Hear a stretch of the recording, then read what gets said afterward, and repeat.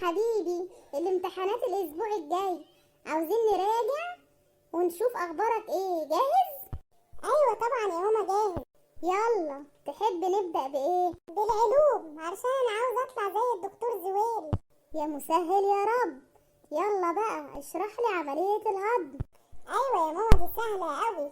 بنحط الاكل في بقنا ونندهه وبعدين ينزل في الحمام على طول كده بسهولة؟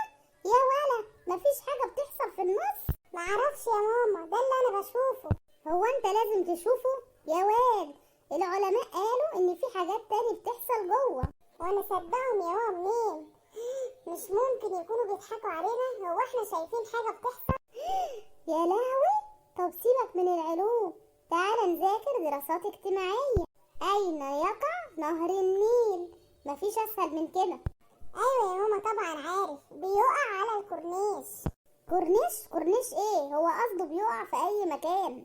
ايوه عند بتاع الذره، لما بابا اشترى لنا ذره وطلع غالي وقعد يتخانق معاكي.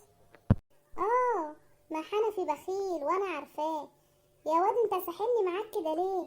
يا حبيبي ركز، والله العظيم انت لما بتركز بتبقى حلو.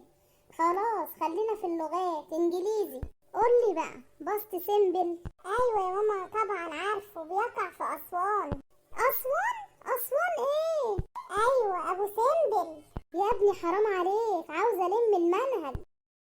ايوه خلاص، اجيب لك النقاش يا ماما. عوض عليا عوض الصابرين يا رب.